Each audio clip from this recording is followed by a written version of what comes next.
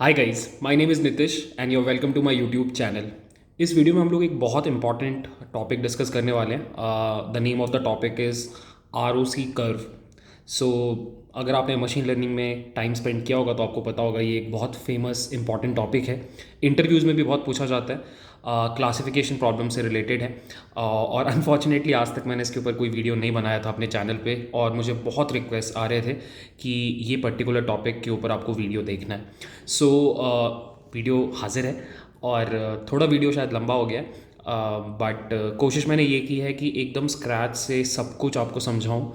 पूरा theoretical basis आपको provide किया जाए, वाई यूज़ करना है ये बताया जाए, और फिर कोड के थ्रू भी मैंने आपको समझाने की कोशिश की है। ठीक है, तो ऑन द होल एक पूरा कंप्लीट वीडियो है ये ROC के ऊपर। अगर आप एक बार ये वीडियो पूरा देख लेते हो, समझ लेते हो, आई एम वेरी श्योर आपको और रिसोर्सेज कंसिडर करने की ज़रूरत नहीं पड़ेगी। ठीक है, वीडियो स्टार्ट करने के पहले अगर आपने चैनल को सब्सक्राइब नहीं किया है, प्लीज़ सब्सक्राइब। हम लोग 100K टच करने वाले हैं।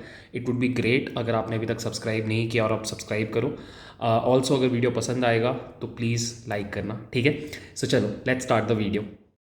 सो गाइस, चलो वीडियो स्टार्ट करते हैं।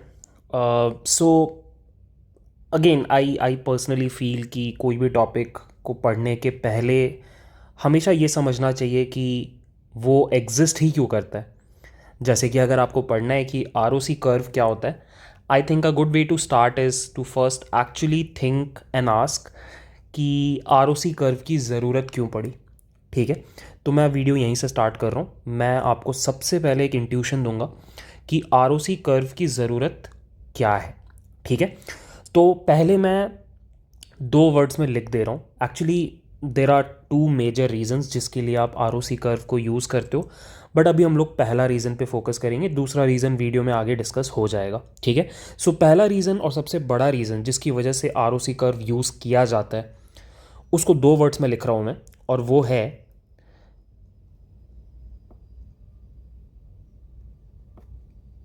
Threshold selection.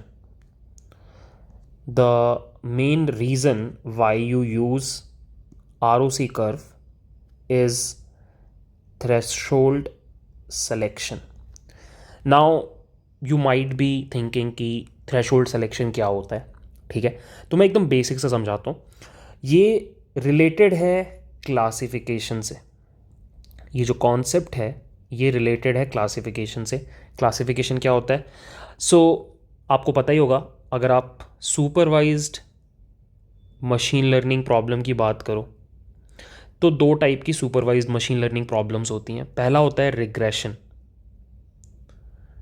रिग्रेशन एक ऐसा मशीन लर्निंग प्रॉब्लम है जहाँ पर आपके पास जो डेटा सेट होता है उसका आउटपुट कॉलम न्यूमेरिकल होता है, जैसे कि IQ और CGPA ये मेरा इनपुट है, और मेरा आउटपुट है कि प्लेसमेंट कितने लैक्स का लगा, 10 लाख का, 12 लाख का, 15 लाख का। अब यहाँ पर यू कैन सी कि आपका जो आउटपुट कॉलम है it is numerical, so that is why this is a regression problem. जो सेकेंड टाइप का सुपरवाइज मशीन लर्निंग प्रॉब्लम होता है उसको हम क्लासिफिकेशन बोलते हैं।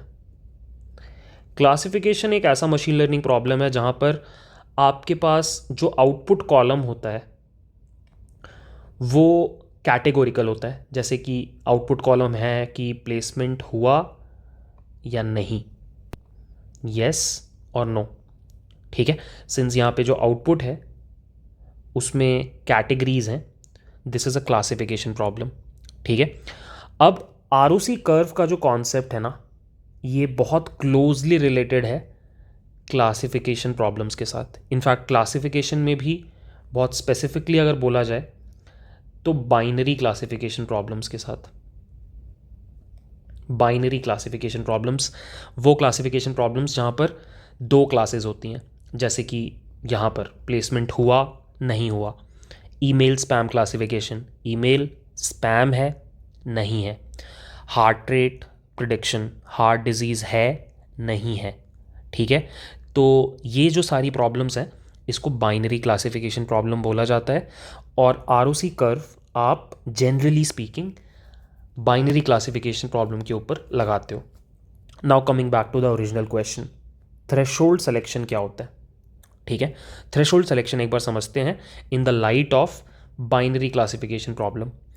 Let's take a example. So यही एग्जाम्पल ले लेते हैं कि हमारे पास कुछ बच्चों का आईक्यू का डेटा है, सीजीपीए का डेटा है, और ये डेटा है कि उनका प्लेसमेंट हुआ या नहीं हुआ।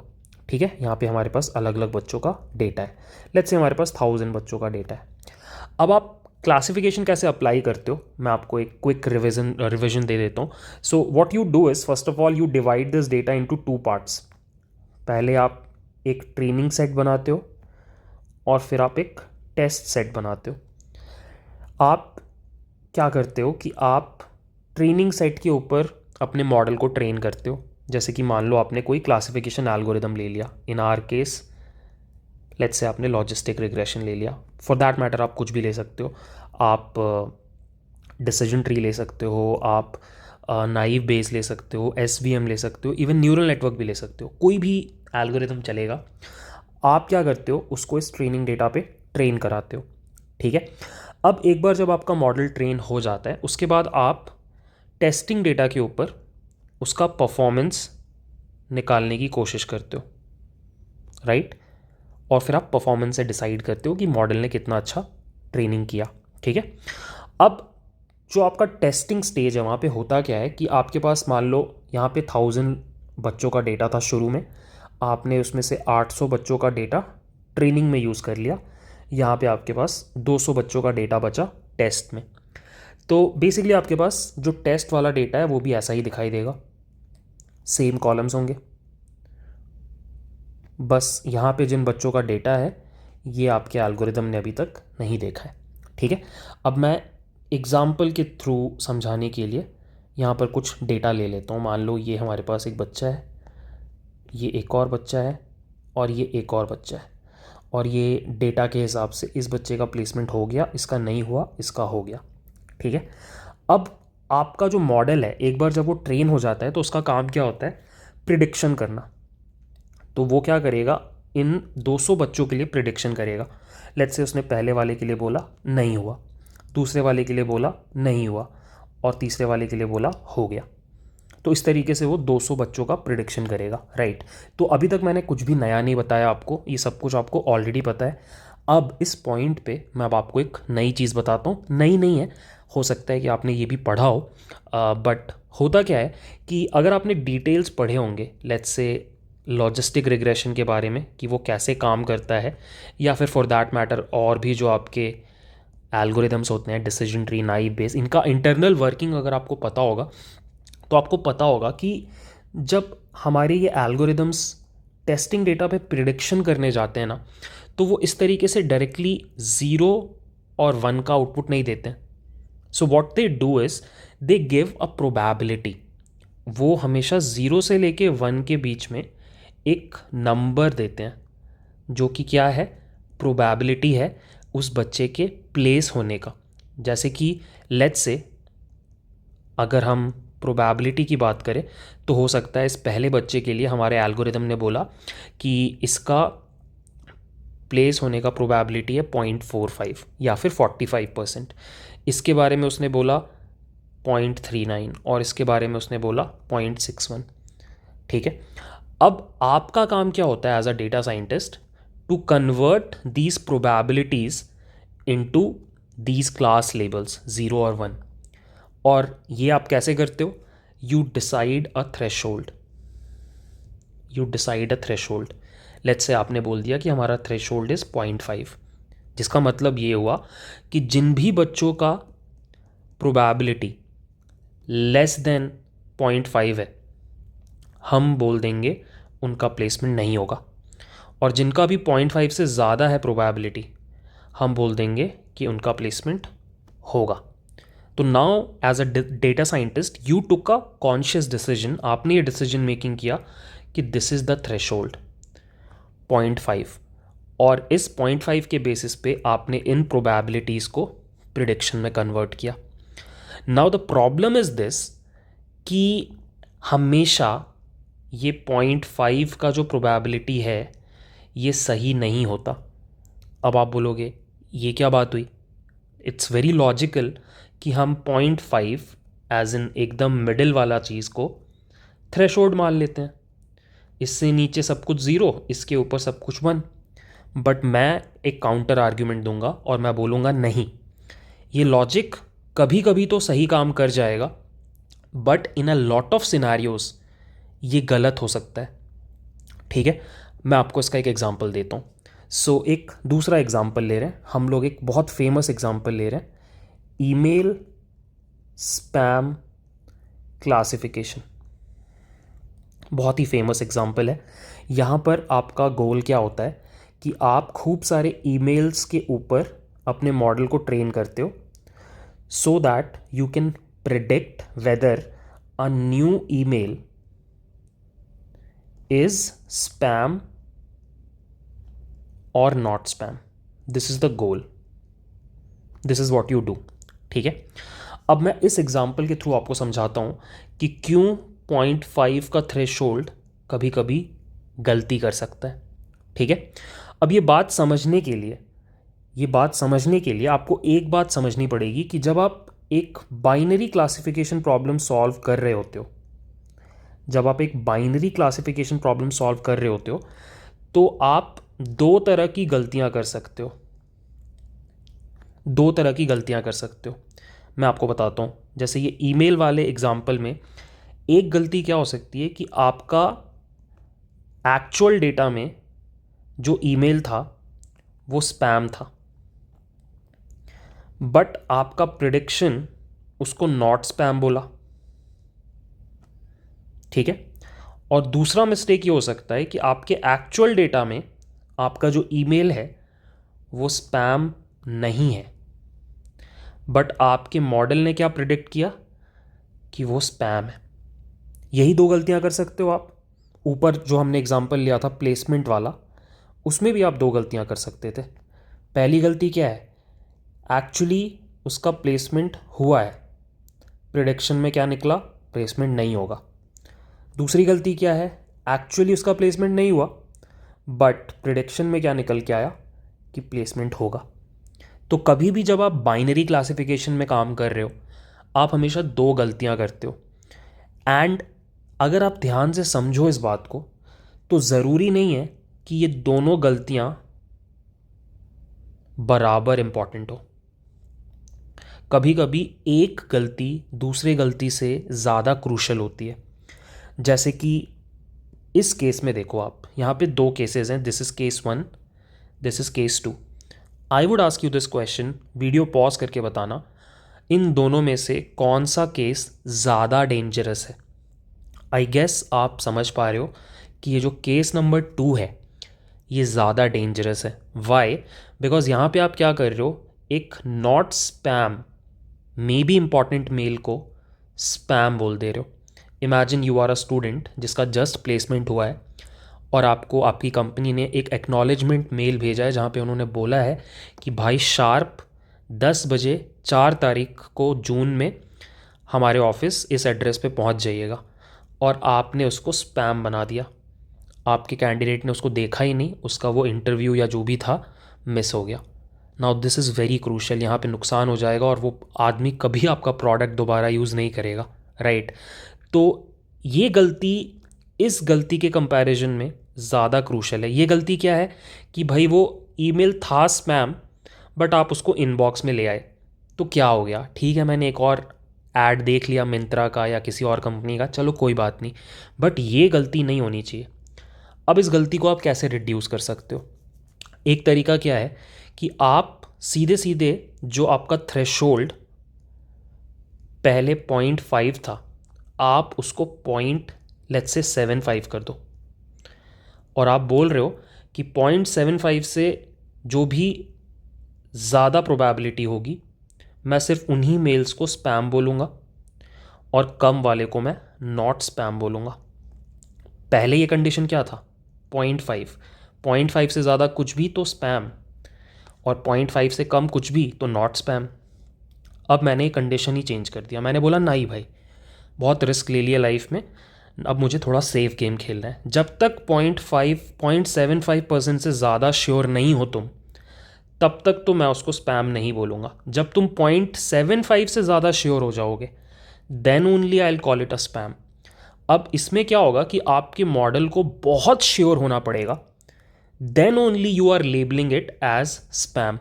तो इससे ऑटोमेटिकली ये वाली जो गलतियां हैं ना, ये रिड्यूस हो जाएंगी। अगर अभी भी हो रही है तो आप इसको 0.85 बना दो, मे बी 0.9 बना दो, आपके ऊपर है। But because of this threshold you are getting this flexibility to reduce a particular kind of error, and this is what threshold selection is, right. अभी भी डिफ़िकल्ट पार्ट क्या है, ये सब कुछ समझने के बाद भी, कि आपको पहले से नहीं पता रहता कि सही थ्रेशोल्ड क्या है। क्या 0.35 सही थ्रेशोल्ड है, क्या 0.5 सही थ्रेशोल्ड है, क्या 0.65, 0.85 क्या है सही थ्रेशोल्ड, ये आपको नहीं पता रहता। और यही बताने के लिए आप ROC कर्व यूज़ करते हो to make an educated decision about this threshold, and this is what we are going to discuss in this video. I hope मैं आपको 15 मिनट लेके वाई समझा पाया, बिकॉज ये अगर आपको समझ में आ गया ना, फिर गोइंग फॉरवर्ड चीज़ें आपको आसान लगेंगी। गाइस, आगे जाने के पहले, ROC कर्व को डिटेल में पढ़ने के पहले, इट्स वेरी इंपॉर्टेंट कि आपको कुछ पुरानी चीज़ें अच्छे से याद हों, और उनमें से एक चीज़ है कन्फ्यूजन मैट्रिक्स, जो आई होप आपने पहले से पढ़ रखा है। अगर आपने नहीं पढ़ा है तो मेरे चैनल पे ऑलरेडी एक वीडियो है कन्फ्यूजन मैट्रिक्स के बारे में। बट एनीवेज, मैं कोई अजम्पशंस लेके नहीं चलना चाहता, मैं आपके सामने एक क्विक रिविजन देता हूँ कन्फ्यूजन मैट्रिक्स क्या होता है। जिनको नहीं पता कन्फ्यूजन मैट्रिक्स के बारे में, उनको मैं वन लाइन में अगर बता पाऊँ तो confusion matrix is like a report card of your binary classification.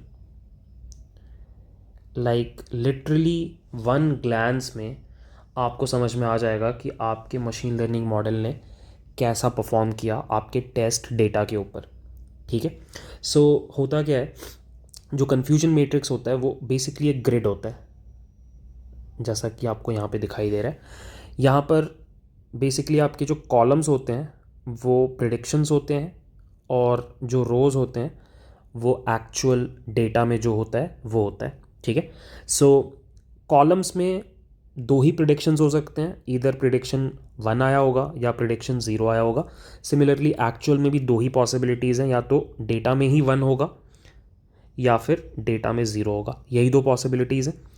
अब ये जो चारों सेल्स हैं, ये चारों सेल्स एक एक इम्पॉर्टेंट बात बताते हैं हमारे क्लासिफिकेशन के बारे में। जैसे कि let's focus on this first cell. ये फर्स्ट सेल को बोला जाता है ट्रू पॉजिटिव। क्या होता है ट्रू पॉजिटिव? ट्रू पॉजिटिव तब होता है जब आपका डेटा में 1 है और आपका मशीन लर्निंग मॉडल भी जो प्रिडिक्शन किया वो भी 1 है। बेसिकली आप ऐसे सोचो कि देयर इज़ अ किड, एक बच्चा है जिसका सच में प्लेसमेंट हुआ, और आपके मॉडल ने भी जब प्रिडिक्शन किया तो उसने बोला कि प्रिडिक्शन होगा, तो वो सारे के सारे बच्चे ट्रू पॉजिटिव में आते हैं, ठीक है। अगला है ट्रू नेगेटिव, इसको हम सेकंड समझेंगे। ट्रू नेगेटिव एक ऐसा केस है जहाँ पर डेटा में जो स्टूडेंट है उसका प्लेसमेंट नहीं हुआ, और आपके एल्गोरिदम ने भी यही प्रिडिक्शन किया कि उसका प्लेसमेंट नहीं होगा। लेट्स से ये बच्चा है और आपका प्रिडिक्शन भी 0 है, तो इन सारे केसेस को आप ट्रू नेगेटिव बोलते हो। सो क्लियरली आपको समझ में आ रहा है, these two cases are the correct ones. ये वो केसेस हैं जहाँ पर आपके मॉडल ने कोई गलती नहीं की, ठीक है। अब हम उन केसेस की बात करेंगे जहाँ पे मॉडल ने गलती की, और जैसा कि मैंने बोला, दो टाइप की गलतियाँ हो सकती हैं। पहले टाइप की जो गलती है उसको हम बोलते हैं फॉल्स पॉजिटिव। फॉल्स पॉजिटिव क्या होता है कि एक्चुअली तो उस बच्चे का प्लेसमेंट नहीं हुआ था, बट आपके मॉडल ने बोला कि प्लेसमेंट होगा, ठीक है। एक ऐसा बच्चा जिसका प्लेसमेंट नहीं हुआ था बट आपने बोला कि इसका प्लेसमेंट होगा, this is called false positive. तो वो सारे केसेस इस बॉक्स में आ जाएंगे। Last one is false negative, एक ऐसा बच्चा जिसका प्लेसमेंट हुआ था बट आपका प्रिडिक्शन क्या था कि प्लेसमेंट नहीं होगा। जैसे कि मान लो इसका प्लेसमेंट हुआ था बट आपने बोला कि नहीं होगा, तो this is called false negative. And clearly ये जो दो केसेस हैं ये आपकी गलतियाँ बता रहे हैं। दो टाइप की गलती है, एक है फॉल्स पॉजिटिव, एक है फॉल्स नेगेटिव। तो यहाँ पर मैंने एक एग्जांपल दिखाया है। मान लो आपने वही 1000 स्टूडेंट्स का डेटा उठाया, 800 स्टूडेंट्स के ऊपर ट्रेनिंग किया और फिर आपके 200 जो स्टूडेंट्स थे उसके ऊपर आपने टेस्टिंग किया। तो फॉर ईच स्टूडेंट आप एक प्रिडिक्शन दे रहे हो and this is the confusion matrix for those 200 students. First of all you can सी कि आप अगर इन चारों को ऐड करोगे तो यू विल गेट 200।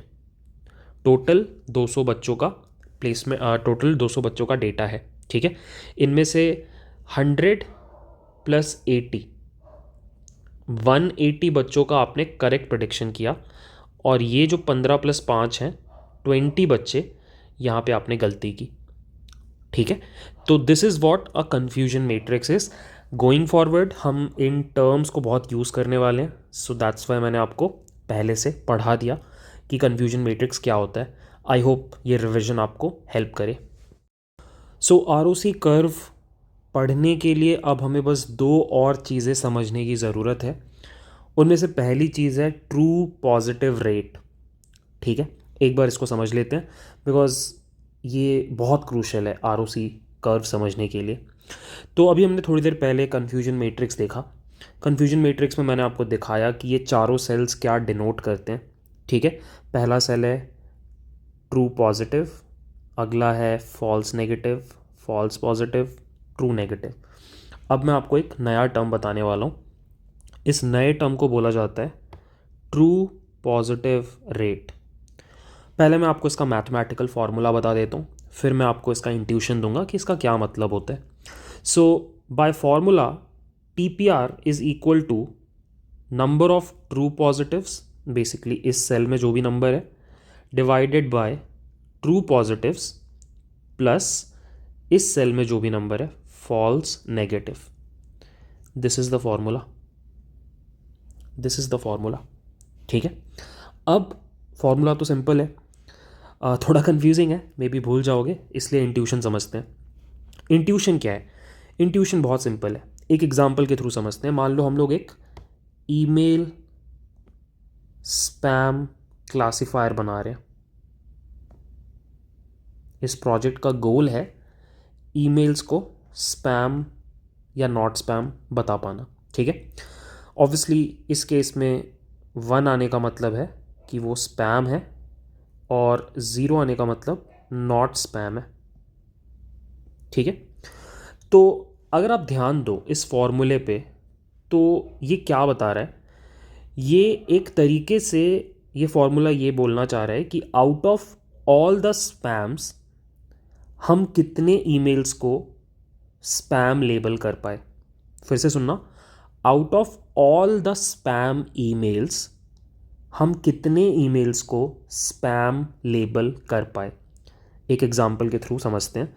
मान लो हमारे टेस्ट डेटा में 200 ईमेल्स हैं, ठीक है। अब इन 200 में से 100 जो हैं वो स्पैम है और बाकी के 100 नॉट स्पैम है, ठीक है। अब थोड़ी देर के लिए मान लेते हैं कि हमारा कन्फ्यूजन मैट्रिक्स कुछ ऐसा दिखाई दे रहा है। यहाँ पे 80 है, यहाँ पे 20 है, यहाँ पे 80 है, यहाँ पे 20 है, ठीक है। टोटल 200 हो गया। अब अगर आप इस फॉर्मूले पे फोकस करो तो आपका TPR क्या हुआ? आपका TPR हुआ true positive which is 80 divided by true positive plus false negative, that is 80/100। क्या समझ में आया इस फॉर्मूले से? इस फॉर्मूले से हमें यह समझ में आया कि आउट ऑफ 100 स्पैम ईमेल्स हम सिर्फ 80 को ही स्पैम बता पाए, बाकी के 20 को हमने नॉट स्पैम बता दिया। सो सिंपल शब्दों में, out of 100 emails we were able to identify 80 spam mails. कितना परसेंट एक्यूरेसी हुआ? लाइक इस टास्क का एक्यूरेसी हुआ 80%, या फिर आप बोल सकते हो कि जो TPR है ये 80% है, ठीक है। अब मैं इसका एक और इंट्यूशन देता हूँ आपको, सो दैट आपके दिमाग में ये बात स्टिक कर जाए। आप कभी भी अगर टीपीआर का बात करो ना, तो उससे एक वर्ड एसोसिएट कर लेना अपने दिमाग में, इसको आप बेनिफिट बोलना। टीपीआर का मतलब होता है बेनिफिट, ठीक है। बेनिफिट मतलब फ़ायदा। आपने ये सिस्टम क्यों बनाया था? आपने ये सिस्टम इसलिए बनाया था सो दैट आप स्पैम ईमेल्स को डिटेक्ट कर पाओ। यही तो गोल था ना इस सिस्टम का। तो ये जो टीपीआर है, ये आपको ये बताने में हेल्प करता है कि आप इस सिस्टम का कितना बेनिफिट उठा पाए। अगर आप 100 के 100 को करेक्टली स्पैम बोल देते, तो इन अ वे आपका यहाँ पर 100 आ जाता और यहाँ पे 0 आ जाता। तो आप एक तरीके से ये सोच सकते हो कि आपने सिस्टम का पूरा 100% फ़ायदा उठाया। आपने सिस्टम बनाया क्यों था? स्पैम ईमेल्स को डिटेक्ट करने के लिए। और आप 100 के 100 स्पैम ईमेल्स को डिटेक्ट कर पा रहे हो और आप बता पा रहे हो कि देर आर 100 स्पैम्स। तो true positive rate gives you N intuition of benefit, कि आप कितना बेनिफिट उठा पा रहे हो सिस्टम से, ठीक है। एक और एग्जांपल से जल्दी से समझ लेते हैं, क्योंकि मल्टीपल एग्जांपल से काम आसान हो जाता है। सो मान लो आप एक मॉडल बना रहे हो चर्न रेट प्रिडिक्शन के लिए। चर्न रेट प्रिडिक्शन क्या होता है?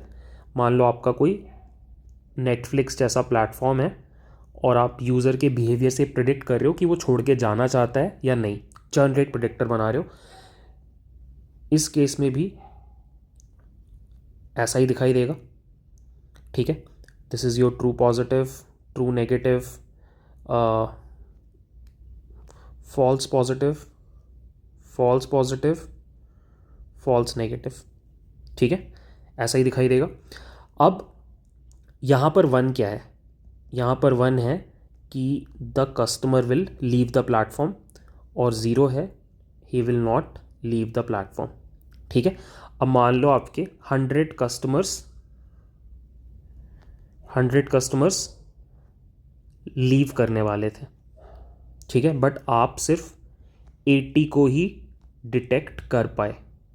बाकी के 20 को आपने बोल दिया कि लीव नहीं करेगा। तो आपका confusion matrix will look something like this,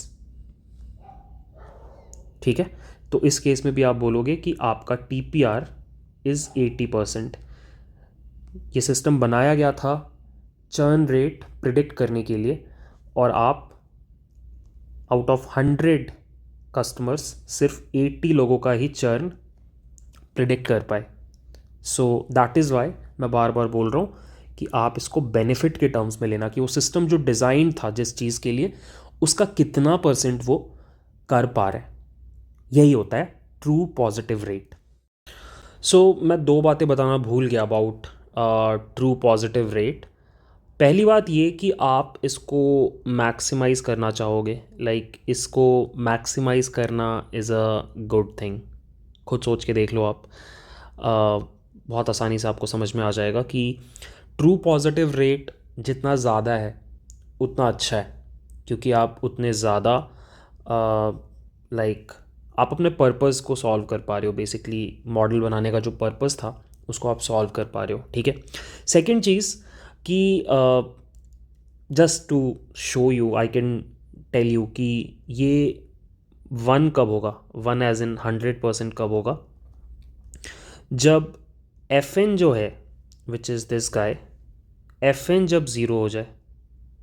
मतलब ये कि मान लो आपके पास 100 स्पैम्स थे, एज इन 100 स्पैम ईमेल्स थे, आपने 100 के 100 को स्पैम बोल दिया, तो ऑटोमेटिकली इस जगह पे ज़ीरो आ जाएगा, ठीक है। इस जगह पे ज़ीरो आ जाएगा, तो टीपीआर आपका 100% वन हो जाएगा, जिसका मतलब है कि जितने भी स्पैम्स थे आपने सबको क्लासीफाई कर लिया।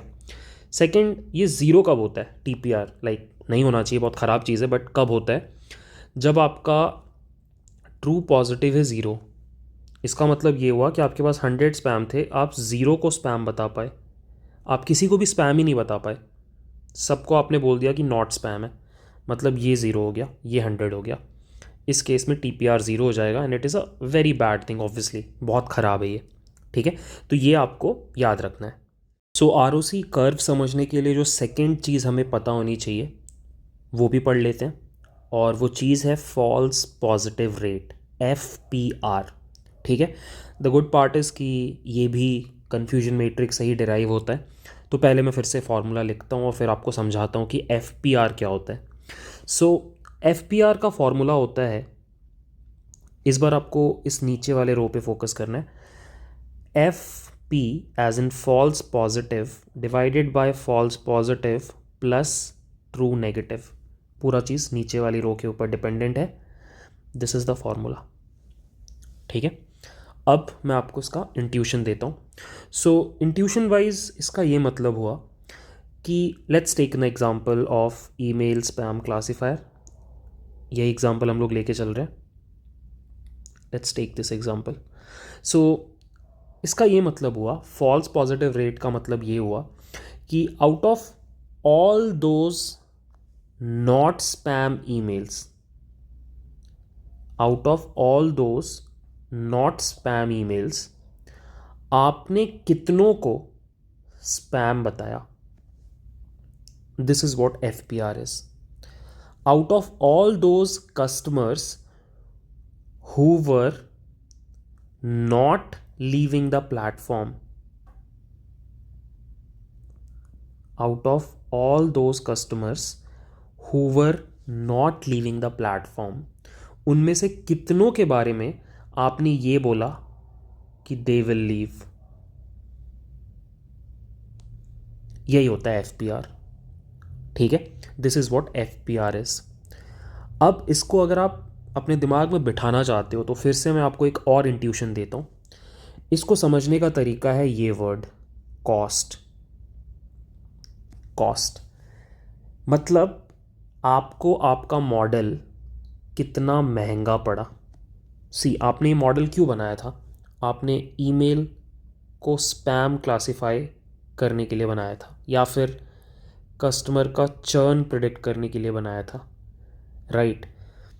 तो ये दोनों काम करने में आपको कितना कॉस्ट उठाना पड़ा, वो होता है FPR। पहले मैं आपको ईमेल वाले एग्जांपल से समझाता हूँ। ईमेल वाले एग्जांपल में FPR ये बता रहा है कि out of all those not spams, let's say there were 100 not spam emails, और आपने उसमें से 20 को स्पैम बोल दिया, तो आपका कॉस्ट है 20 डिवाइडेड बाय 100। ठीक है, बट कॉस्ट क्यों बोल रहा हूं मैं इसको? बिकॉज आपको कुछ नुकसान उठाना पड़ेगा। खुद सोच के देखो, इस केस में देर इज़ अ नुकसान। अगर आप किसी के नॉट स्पैम एज इन सही ईमेल को स्पैम बता रहे हो, don't you think there is a cost involve? अगर किसी का इंटरव्यू का मेल आया है और आपने उसको स्पैम में डाल दिया, तो ऑब्वियसली वो कस्टमर आपसे बुरा मान जाएगा, आपसे गुस्सा हो जाएगा, और हो सकता है कि आपका जो प्लेटफॉर्म है, आपकी जो वेबसाइट है, उसको यूज़ करना बंद कर दे। तो बेसिकली आपने एक कस्टमर का लॉस झेला। ऐसा आपने 20 बार किया तो देर इज़ अ गुड चांस कि आपने 20 कस्टमर्स का लॉस झेला। तो इसका ये मतलब हुआ कि आपने जो मॉडल बनाया उसने इतना कॉस्ट आपको दिया, इतना कॉस्ट आपको उठाना पड़ा उस मॉडल को चलाने के लिए।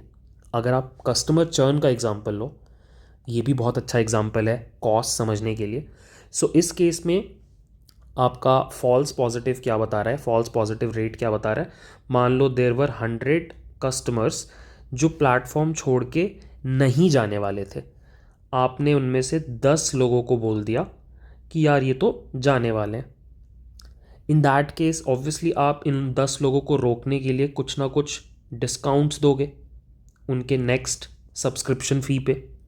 लेट्स से आपने 100 रुपये पर हेड दे दिया, तो बेसिकली आपने 1000 रुपीज़ एवे ही स्पेंड कर दिया। इसकी ज़रूरत नहीं थी, ये आपका कॉस्ट है।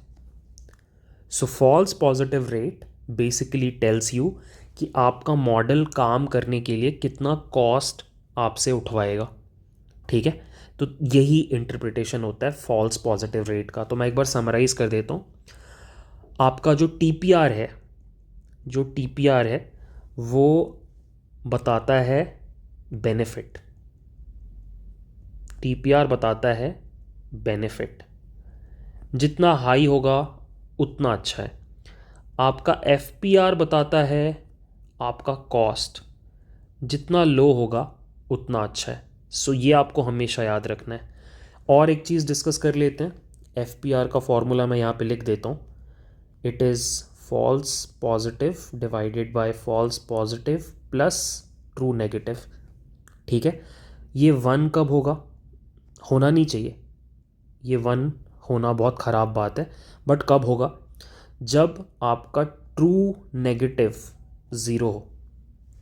ये वाली चीज़ अगर ज़ीरो है, इसका मतलब ये हुआ कि आपके पास 100 नॉट स्पैम ईमेल्स थे, आपने 100 के 100 को स्पैम बोल दिया, तो ऑब्वियसली यहाँ पे ज़ीरो आ जाएगा और यहाँ पे 100 आ जाएगा। तो इस केस में आपका ये ज़ीरो हो जाएगा और ये वन आ जाएगा। Very bad scenario. ये ज़ीरो कब होगा? जो कि बहुत अच्छा सिनेरियो है। ये ज़ीरो तब होगा जब एफ पी ज़ीरो हो जाए। और एफ पी ज़ीरो होने का मतलब ये है कि आपके पास अगर 100 नॉट स्पैम थे, आपने 100 के 100 को नॉट स्पैम बताया, तो यहाँ पे 100 आ जाएगा, यहाँ पे ज़ीरो आ जाएगा, और इस केस में एफ पी आर ज़ीरो हो जाएगा। ठीक है। So ideal case, the best case is कि आपका टी पी आर 100 हो, एज इन 100%, और 1 हो, और आपका एफ पी आर 0% या ज़ीरो हो। और अब आपको पता है कि टी पी आर 100% सिर्फ तभी होता है। टी पी आर का फॉर्मूला मैंने आपको बता रखा है। टी पी जब बेसिकली आपका एफ एन ज़ीरो हो, when F N is equal to zero. और एफ पी आर ज़ीरो कब होता है? जब आपका एफ पी ज़ीरो हो, एफ पी ज़ीरो हो। सो बेस्ट सिनेरियो ये है, मैं एक बार यहाँ पे ड्रॉ कर रहा हूँ और आपको सब कुछ जुड़ता हुआ दिखाई देगा। This is one, this is zero, one, zero, this is true positive, true negative, false positive, false negative. So basically अगर आपके पास एक ऐसा कन्फ्यूजन मैट्रिक्स है जहाँ पे यहाँ पे कुछ नंबर्स हैं, यहाँ पे कुछ नंबर्स हैं, और ये ज़ीरो है, this is the best case. और आप ये एक्चुअली समझ भी सकते हो, आपकी आंखों के सामने है। ये आपका सही वाला केस होता था और ये आपका मिस क्लासिफिकेशंस होते थे। तो बेसिकली वी आर सेइंग कि जब मिस क्लासिफिकेशन ज़ीरो होता है, that is your best case. I hope आपको ये पूरा डिस्कशन समझ में आ गया। सो गाइस, फाइनली वो मोमेंट आ गया। हमें आर ओ सी कर्व पढ़ना था इस वीडियो में, और काफ़ी हमने टाइम स्पेंड किया प्रिपेयर करने के लिए, खुद को रेडी करने के लिए, ताकि हम आर ओ सी कर्व समझ पाए। अब मैं आपको बताता हूँ कि आर ओ सी कर्व होता क्या है। इसका नाम है रिसीवर ऑपरेटर कैरेक्टरिस्टिक और समथिंग लाइक दैट। ऑनेस्टली कभी पूरा नाम याद रखने की ज़रूरत नहीं पड़ी। आर ओ सी कर्व, कुछ लोग इसको रॉक कर्व भी बोलते हैं। हम लोग इस वीडियो में आर ओ सी कर्व बोलेंगे। सो आर ओ सी कर्व क्या होता है? अभी तक आपने दो क्वांटिटीज़ पढ़ी, एक आपने पढ़ा टी पी आर और एक आपने पढ़ा एफ पी आर। बस इन दोनों क्वांटिटीज़ के बीच में जो ग्राफ प्लॉट होता है उसको हम आर ओ सी कर्व बोलते हैं। मैं आपको एक बार समझाता हूँ। सो बेसिकली एक्स एक्सिस पे आपका एफ पी आर होता है और वाई एक्सिस पे आपका टी पी आर होता है। ठीक है। और इसके बीच में एक ग्राफ बनता है जो थोड़ा कुछ ऐसा दिखाई देता है, कुछ और केसेस में ऐसा या थोड़ा ऐसा, इस तरह का एक ग्राफ बनता है। इस ग्राफ को हम आर ओ सी कर्व बोलते हैं। एग्जैक्टली बनाने का प्रोसीजर क्या है वो मैं आपको समझा देता हूँ। मान लो आपके पास वही डेटा सेट है, सी G P A, I Q और बच्चों का प्लेसमेंट हुआ या नहीं हुआ। सेम आपने इसके ऊपर कोई एक एल्गोरिदम चलाया, let's say logistic regression. Data को आपने दो पार्ट्स में डिवाइड कर दिया, ट्रेन, टेस्ट। ट्रेन के ऊपर आपने मॉडल को ट्रेन किया और अब आप इसका परफॉर्मेंस टेस्ट करते हो टेस्ट डेटा सेट के ऊपर, ठीक है। अब आप क्या करते हो, while testing the performance you try out different thresholds. अलग अलग थ्रेशोल्ड्स आप ट्राई आउट करते हो। जैसे आपने 0.5 एक थ्रेशोल्ड ले लिया, 0.6 ले लिया, 0.3 ले लिया, 0.4 ले लिया, अलग अलग आप थ्रेशोल्ड्स ले रहे हो। अब होगा क्या कि फॉर एवरी थ्रेशोल्ड आपके पास एक कन्फ्यूजन मैट्रिक्स आएगा। फॉर एवरी थ्रेशोल्ड वैल्यू आप प्रिडिक्शन करोगे और उस प्रिडिक्शन के हिसाब से एक कन्फ्यूजन मैट्रिक्स आपको मिलेगा जहाँ पे यही वैल्यूज़ होंगी जो आपने अभी तक देखा है, राइट। अब हर कन्फ्यूजन मैट्रिक्स से आप दो चीज़ें कैलकुलेट कर सकते हो कि टीपीआर कितना है और एफपीआर कितना है, राइट। और ऐसा आप हर थ्रेशोल्ड के लिए करोगे। तो बेसिकली क्या होगा कि थोड़ी देर के बाद मान लो आपने 0.1 के लिए आपका यहाँ पे आया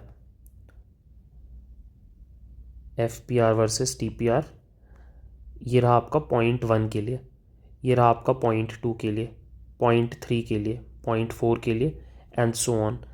तो इस तरह का एक कर्व बनता है। इसी कर्व को बोला जाता है आरओसी कर्व, ठीक है। और इसी कर्व को देख के आपको ये डिसाइड करना होता है कि 0.1 बेस्ट थ्रेशोल्ड है या 2 या 3 या फिर कोई और value. But yeah this is the basic idea, ROC curve इसी को बोलते हैं, ठीक है। आइडियली जो हमने डिस्कशन किया उसके हिसाब से शायद आपको समझ में आ गया है कि आइडियली टीपीआर 1 होना चाहिए और एफपीआर 0 होना चाहिए। ये ग्राफ बेसिकली 0 से 1 के बीच में ही रहता है बिकॉज एफपीआर और टीपीआर की मैक्सिमम वैल्यूज़ 1 हो सकती हैं। तो आइडियली आप यहाँ पे आना चाहते हो।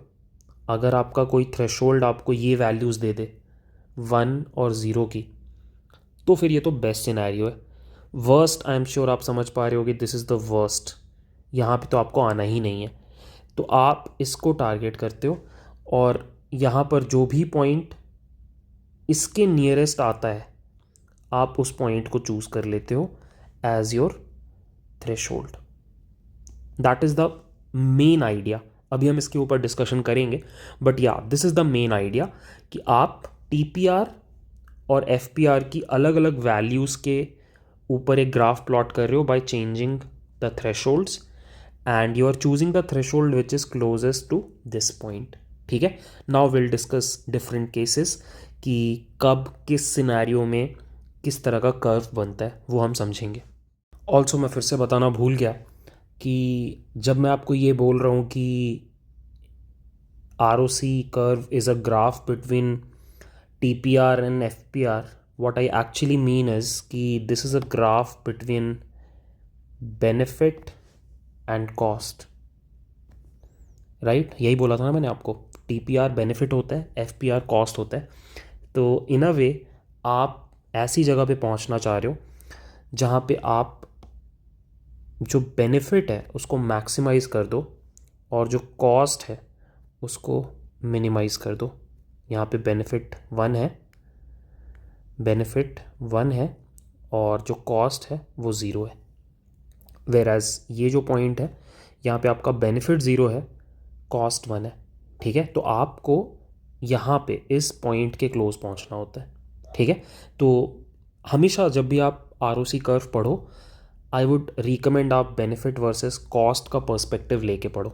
सो गाइज अब हम लोग ROC कर्व जो होता है उसके शेप को थोड़ा समझने की कोशिश करेंगे सो दैट हम थोड़ा एजुकेटेड डिसीजन मेकिंग कर पाएँ।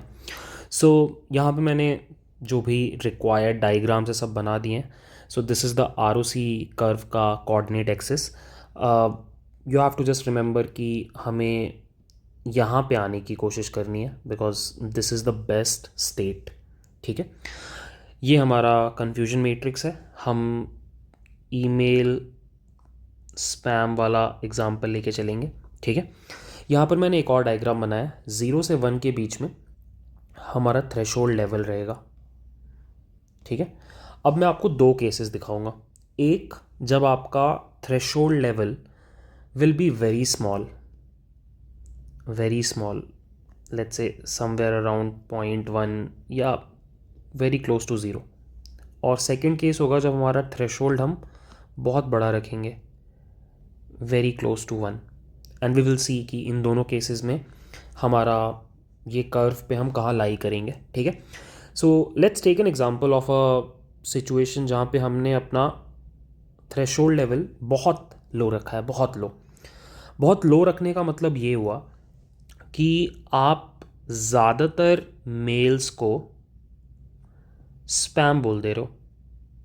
मान लो आपने 0.1 रख रखा है अपना थ्रेशोल्ड लेवल, तो समझो इस बात को कि किसी का अगर प्रोबेबिलिटी 0.2 भी आ रहा है तो आप उसको स्पैम बोल दे रहे हो। नॉट स्पैम सिर्फ तब है जब वो 0.1 से कम है। तो क्लियरली यू कैन सी कि बहुत ज़्यादा ईमेल्स को आप स्पैम बता रहे हो, ठीक है। तो अब हम समझेंगे कि टीपीआर और एफपीआर पे क्या असर पड़ेगा। मैं यहाँ पे फॉर्मूलेज लिख देता हूँ। सो टीपीआर आपको पता है, it is TP divided by TP plus FN, ऊपर वाला रो। और FPR is FP divided by FP plus TN, नीचे वाला रो, ठीक है। अब देखना, सो एक एक करके इन चारों नंबर्स पे फोकस करते हैं। अगर बहुत स्मॉल लिया हमने हमारा थ्रेशोल्ड, क्लियरली क्या होगा कि आपका ये जो टीपी है ये बढ़ जाएगा, राइट। आप जो ईमेल्स स्पैम है उनको स्पैम बता रहे हो, ये नंबर बढ़ जाएगा, ठीक है। और ऑटोमेटिकली ये नंबर घट जाएगा कि कोई स्पैम है बट आप उसको स्पैम नहीं है बता रहे हो। आई होप आपको समझ में आ रहा है। तो इसका मतलब क्या हुआ कि आपका जो टीपीआर है वो इंक्रीज़ कर जाएगा। इस केस में if your threshold is small, TPR increase कर जाएगा। What about FPR? एफपीआर की बात अगर आप करो तो ये जो एफपी है ना, ये आपका इंक्रीज़ कर जाएगा। सोच के देखो ना, ईमेल भले ही स्पैम नहीं है फिर भी आप उसको स्पैम बताओगे, ये नंबर इंक्रीज़ कर जाएगा। एंड ऑटोमेटिकली ये वाला जो नंबर है ये डिक्रीज़ कर जाएगा कि वो ईमेल स्पैम नहीं था और आपने बताया कि स्पैम नहीं है। अभी आपके मॉडल की टेंडेंसी क्या हो रखी है कि आप हर चीज़ को स्पैम बताने पे तुले हुए हो। तो एफ पी बढ़ रहा है, टी एन घट रहा है। तो इस फॉर्मूले से आपको समझ में आएगा कि आपका एफ पी आर भी इंक्रीज़ कर रहा है। तो नटशल में क्या समझ में आया कि when you will increase, I am sorry, when you will decrease the threshold, both F P R and T P are will increase. इसका मतलब आप कहीं यहाँ पर आ जाओगे for a very low value of threshold, you will be somewhere here. And clearly you can सी कि ये अच्छी बात नहीं है बिकॉज आपको यहाँ पे आना था और आप उससे काफ़ी दूर हो। तो this is not a good thing. Now let's take a second case.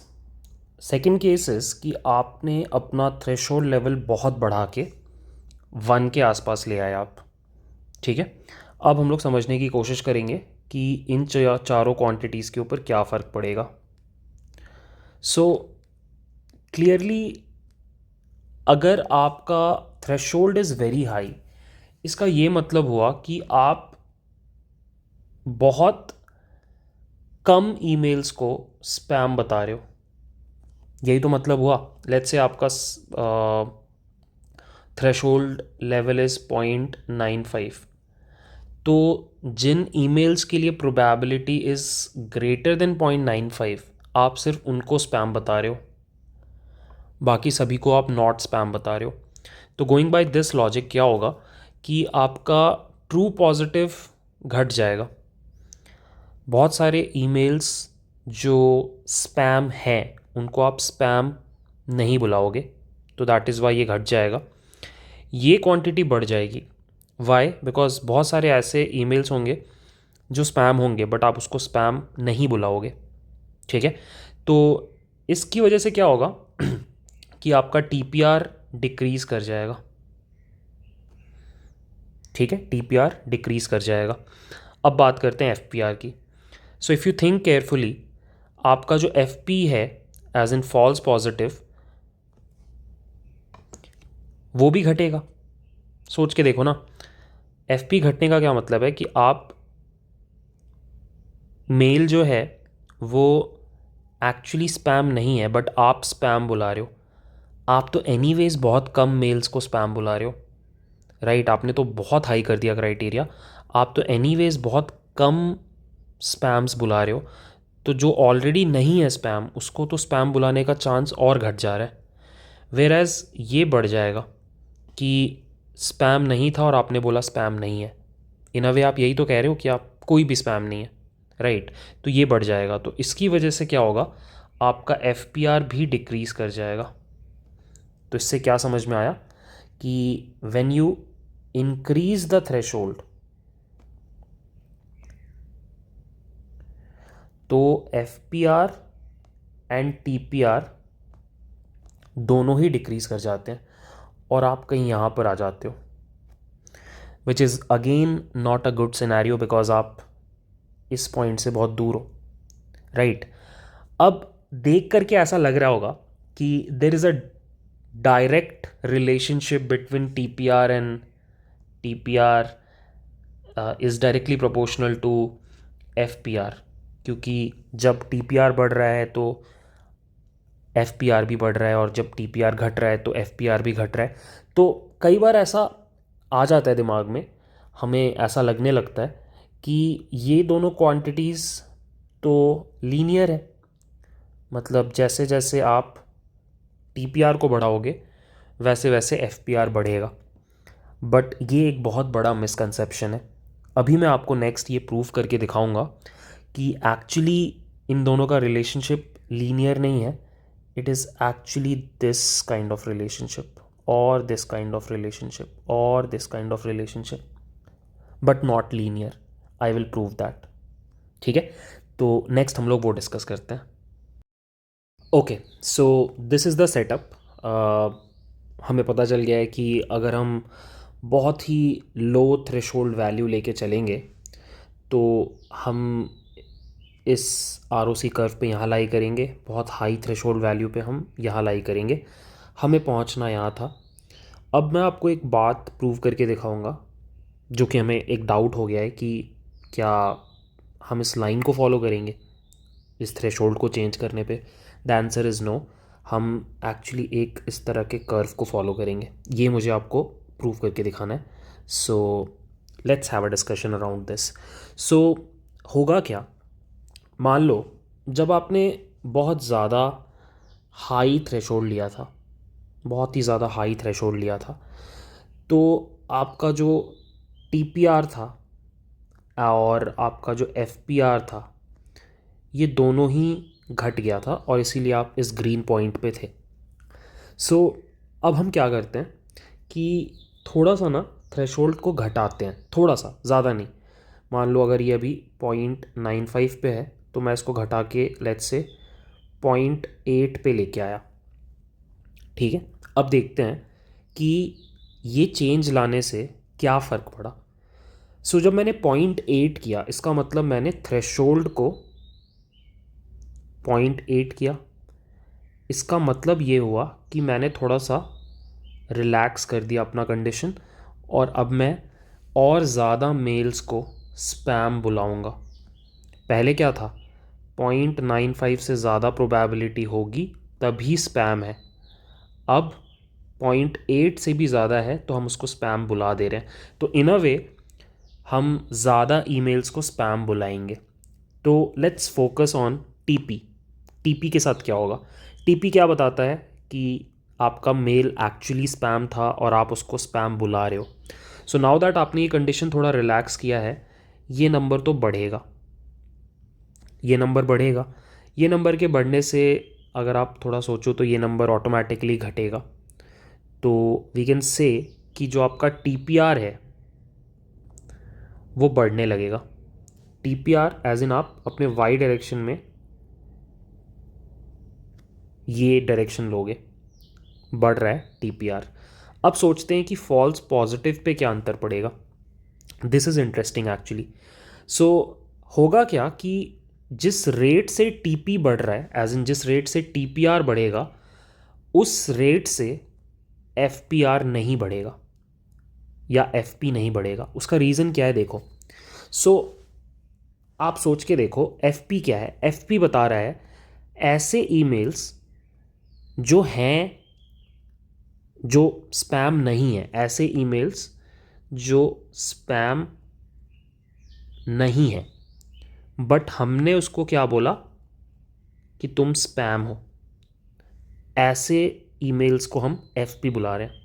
ठीक है, अब सोच के देखो ना, जो ऐसे ईमेल्स होंगे,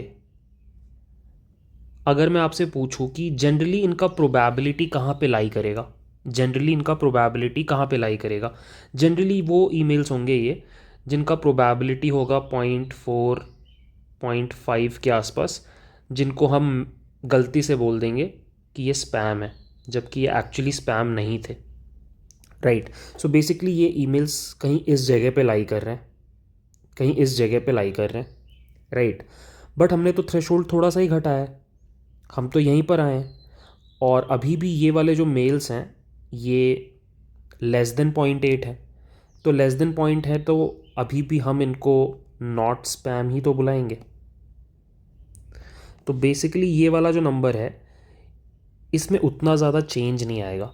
मैं बस ये बोल रहा हूँ कि जब आप 0.8 पे लेके आए तो टीपीआर तो बढ़ेगा, लेकिन एफपीआर में not much change. So basically आपका ग्राफ जो है वो एक्स डायरेक्शन में कम बढ़ेगा, वाई डायरेक्शन में ज़्यादा बढ़ेगा। तो वो कुछ इस तरह का शेप लेगा, इस तरह का। अगर दोनों डायरेक्शन में बराबर बढ़ता तो आप ये वाला शेप लेते, बट सिंस वाई में ज़्यादा बढ़ रहा है, एक्स में कम बढ़ रहा है, तो आप ये वाला शेप लोगे, आप इस तरह का शेप लोगे। और जैसे जैसे आप थ्रेशोल्ड यहाँ लाते जाओगे, अब क्या होगा कि आप इन पॉइंट्स को टच करने लग जाओगे, तो आपका एफ भी तेज़ी से बढ़ने लगेगा, और फिर आपका एक्स और वाई डायरेक्शन में मूवमेंट बराबर की तरफ मूव करने लगेगा। तो आपका ग्राफ इस तरह का शेप लेने लगेगा, वापस इस लाइन के पैरेलल आने लगेगा। ठीक है, अब हम इस डायरेक्शन से बैक ट्रैक करते हैं कि यहाँ पे क्या होगा। यहाँ पे भी बहुत सिमिलर सी चीज़ होगी। सो हमने जब बहुत छोटा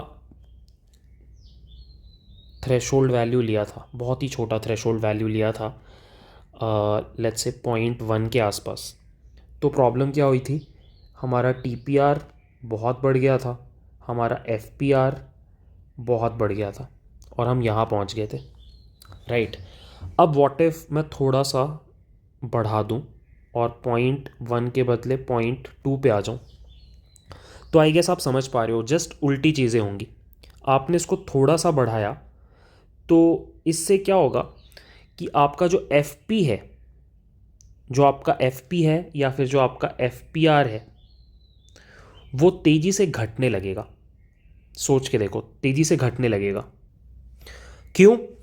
सोच के देखो, आप जब 0.1 के थ्रेशोल्ड पे थे तो इसका मतलब क्या था, आप हर मेल को ही स्पैम बुला दे रहे थे, और उसकी वजह से आपका जो एफ था वो बहुत बढ़ गया था, क्योंकि भले ही आपका मेल स्पैम नहीं था, आप उसको स्पैम बुला रहे थे बिकॉज आपका थ्रेशोल्ड बहुत लो था। आ रहा है समझ में?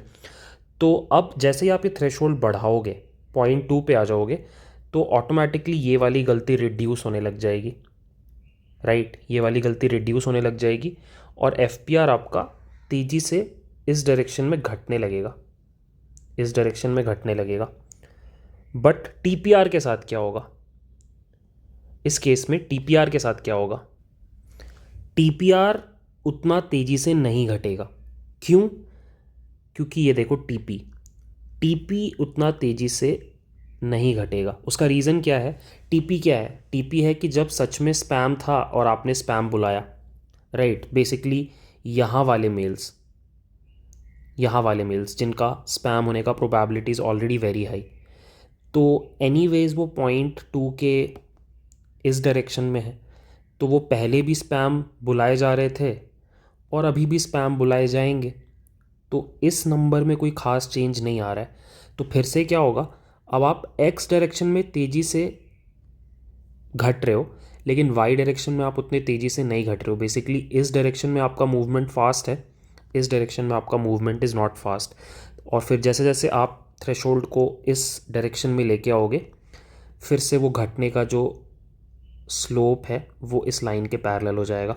सो this is what I am trying to tell you कि this will be the curve, और this could be the curve, और this could be the curve, depending on आपका जो भी डेटा है और जो भी एल्गोरिदम आप यूज़ कर रहे हो। और फिर यहाँ कहीं पे आप कोई पॉइंट उठाओगे which will be the closest to the perfect point. तो ये मतलब मान के चलो पॉइंट 3 से पॉइंट 7 के आसपास में you will find something there. But again it depends, आपके डेटा टू डेटा ये वेरी करता है। हम लोग ग्राफ प्लॉट करके देखेंगे एक एक्चुअल कोड में। But yeah this is the main idea कि आपका जो कर्व होता है आर ओ सी कर्व, वो कुछ ऐसा दिखाई देता है। It looks like this for different threshold values, not like this. ठीक है, इसका मैंने आपको एक इंट्यूशन दिया। सो या आई होप यहाँ तक आपको समझ में आ गया। सो गाइस, काफ़ी थ्योरी हो गई, अब थोड़ा सा प्रैक्टिकल देखते हैं। सो मैं आपको एक डेटा सेट के ऊपर R O C curve plot करके दिखाता हूँ। ठीक है, so I am going to use a very famous data set. ये हमारा डायबिटीज़ डेटा सेट है, जहाँ पे हमारे पास अलग अलग पेशेंट्स का डेटा है, अलग अलग कॉलम्स हैं, pregnancies, glucose, BP, skin thickness, insulin, BMI etcetera. और आउटकम में 1 बता रहा है कि उसको डायबिटीज़ है और 0 बता रहा है कि डायबिटीज़ नहीं है। ठीक है, सो हम इस डेटा सेट के ऊपर काम करेंगे। सो बाकी का फ्लो तो बहुत नॉर्मल है। यहाँ पे हमने एक्स और वाई अलग कर लिया। अगले स्टेप में हमने ट्रेन टेस्ट स्प्लिट मार लिया। यहाँ तक सब कुछ ठीक है। अब हमने क्या किया, हमने एक लॉजिस्टिक रिग्रेशन मॉडल को ट्रेन किया, बिकॉज हमें पता है कि इंटरनली ये प्रोबेबिलिटीज कैलकुलेट करेगा। ठीक है, अब यहाँ पे हमने क्या किया, once the model is trained, हमने हमारा सारा का सारा प्रोबेबिलिटीज कैलकुलेट किया। हमारे सारे के सारे टेस्ट डेटा सेट में जितने भी पेशेंट्स थे, उन सबके लिए हमने डायबिटिक होने का प्रोबेबिलिटीज कैलकुलेट किया। I can show that to you. So in fact यहाँ पे दिख ही रहा है, यू कैन सी पहले पेशेंट का डायबिटिक होने का प्रोबेबिलिटीज 0.27, अगले वाले का 0.18, इस वाले का 0.96। इस तरीके से हमने प्रोबेबिलिटीज जनरेट कर ली सभी के लिए। अब यहाँ से मेन चीज शुरू होती है। आपको क्या करना है, sklearn डॉट मेट्रिक्स से ROC कर्व को इंपोर्ट करना है। इट इज अ फंक्शन, और इसमें आपको बस अपना Y test which is the actual label, और आपका वाई स्कोर जो आपने अभी प्रोबेबिलिटीज जनरेट की थी, ये दोनों चीजें भेज देनी है। और ये आपको क्या करेगा, for different threshold levels TPR और एफपीआर कैलकुलेट करके देता है। सो मैंने प्रिंट कराया। So these are the threshold levels. 0 से लेके कायदे से 1 तक जाना चाहिए था, बट ये थोड़ा एडिशनल एक रेंज ले लेता है स्केलन। आप बस ऐसे समझो कि हम लोग 0 से 1 के बीच में ये हमने थ्रेशोल्ड्स जनरेट किए, एंड फॉर एवरी थ्रेशोल्ड्स हमने एफपीआर और टीपीआर जनरेट किया। ठीक है, सो अब मेरे पास अलग अलग एफपीआर टीपीआर वैल्यूज हैं। प्रिसाइजली मेरे पास 40 वैल्यूज हैं। और अब मैंने क्या किया, प्लॉटली यूज करके उन सारी वैल्यूज को प्लॉट किया, and this is the beautiful curve जो मुझे आपके साथ डिस्कस करना है। सो यू कैन सी बहुत हाई थ्रेशोल्ड वैल्यूज के लिए आप एकदम बॉटम ऑफ द कर्व हो, यू कैन सी। और जैसे जैसे आप थ्रेशोल्ड वैल्यू बढ़ा रहे हो, आप ये डिस्टेंस कवर करते हुए इस जगह तक पहुंच जा रहे हो। और ये एक रेफरेंस लाइन है, ये रेफरेंस लाइन है। आप इसके ऊपर इस तरीके से ट्रैवल कर रहे हो फॉर डिफरेंट थ्रेशोल्ड वैल्यूज। अब ये इस तरीके का ऐसा स्टेयर टाइप का इसलिए है बिकॉज हमने बहुत कम वैल्यूज ली हैं। We have only taken 40 values, but I am sure अगर आप और ज्यादा वैल्यूज लोगे तो ये आपको स्मूथ कर्व दिखाई देगा। It depends on you. ठीक है, बट हमने कम वैल्यूज लेके हमने स्टार्ट किया। नाउ यू माइट आस्क कि सबसे सही पॉइंट कौन सा होगा जहाँ से हम बेस्ट क्लासिफाई कर पाएंगे दोनों टाइप की क्लासेस को। तो बहुत आसान है, आपको पता करना है वन के क्लोजेस्ट कौन सा है, या फिर आपको ये पता करना है कि इस लाइन से सबसे दूर कौन सा पॉइंट है। इसके लिए मैंने यहाँ पर एक कोड लिख रखा है। ये कोड आप जैसे ही रन करोगे आपको सबसे ऑप्टिमल थ्रेशोल्ड दिख जाएगा, and you can see the best threshold is 0.55। और यहाँ से भी आपको थोड़ा समझ में आ रहा होगा, यू कैन एक्चुअली सी कि this point is actually closest to one and farthest from this line. तो this is the best threshold अगर आप बैलेंस्ड तरीके से क्लासिफिकेशन करना चाहते हो। ठीक है, तो आई होप आपको ये पूरा का पूरा चीज़ समझ में आ गया। Now let's discuss the last part of the video. So अगर आपको याद होगा, मैंने वीडियो की शुरुआत में आपको बोला था कि आर ओ सी कर्व्स पढ़ने के दो रीजंस मैं आपको बताऊंगा। एक मैंने शुरू में बता दिया, थ्रेशोल्ड मैनिपुलेशन। दूसरा है A U C R O सी। इसको यूज़ करके आप एक्चुअली दो सेपरेट मॉडल्स को कंपेयर कर सकते हो। तो मॉडल कंपैरिजन के भी काम आ सकता है आर ओ सी कर्व। तो ए यू सी आर ओ सी क्या होता है? A U C stands for area under the curve. और कौन सा curve? R O C curve. ठीक है, तो यू कैन सी यहाँ पर आपको आर ओ सी कर्व दिख रहा है अभी जो हमने बनाया। सो अगर आप इस कर्व के अंदर का पूरा एरिया कैलकुलेट करते हो तो इसी को बोला जाता है A U C R O सी। देखो यहाँ पे लिखा हुआ है, the A U C R O C measures the entire two dimensional area underneath the entire R O C curve from 0 0 to 1 1। This is 0 0, this is 1 1। इसके बीच का पूरा area आप मेजर करते हो। ठीक है, A U C provides an aggregate measure of the performance across all possible threshold classification thresholds। आपको एक ओवरऑल परफॉर्मेंस बता रहा है मॉडल का across all the threshold levels जो भी आपने सेट कर रखे हैं। यहाँ पर इंपॉर्टेंट कुछ बातें लिखी हुई हैं कि एकदम परफेक्ट अगर ए यू सी आपका 1 आ जाता है, area under the curve maximum 1 ही होता है। अगर आप मैक्सिमम 1 ले आ रहे हो तो इसका मतलब ये हुआ कि आपके पास एक परफेक्ट मॉडल है जो परफेक्टली आपके दो क्लासेस के बीच में डिस्क्रिमिनेट कर सकता है, पॉजिटिव और नेगेटिव क्लासेस को परफेक्टली अलग अलग दिखा सकता है। ठीक है, अगर 0.5 आ रहा है तो फिर it is not performing any better than this line, this is just random गेसिंग। ठीक है, और अगर ज़ीरो आता है तो इट इंडिकेट्स कि आपका मॉडल परफेक्टली रॉन्ग है, मतलब पॉजिटिव को नेगेटिव बताता है, नेगेटिव को पॉजिटिव बताता है। So in practice A U C values usually fall between 0.5 and 1 यहाँ पे, with higher values indicating better classification performance. ठीक है, सो अगर आपके पास दो मॉडल्स हैं, आप उन दोनों मॉडल्स का ए यू सी निकाल के उनको साइड बाय साइड कंपेयर कर सकते हो टू फाइंड आउट उन दोनों में बेटर क्लासिफायर कौन सा है। ठीक है, तो इसका भी मैं आपको एक कोड एग्जांपल दिखाता हूँ। तो या गाइस, यहाँ पर मैंने कोड लिख रखा है, it's basically the same code, मैंने सेम ही डेटा यूज किया है, सब कुछ सेम है। बस अब मैंने दो मॉडल्स ट्रेन किए, एक लॉजिस्टिक रिग्रेशन मॉडल और एक SVM model, support vector machine. और मैंने आपका दोनों के लिए आरओसी कर्व भी निकाला है और आरओसी एयूसी स्कोर भी निकाला है। ये दोनों चीजें आपने अलग अलग कैलकुलेट करनी है, दोनों के फंक्शन से आरओसी कर्व बन रहा है और आरओसी एयूसी स्कोर से आप एरिया अंडर द कर्व निकाल पा रहे हो। ये सेम काम हमने एसवीएम के लिए भी कर रखा है। ठीक है, और फिर हमने दोनों को साथ में एक ही ग्राफ में प्लॉट कर दिया, and you can see this is the result.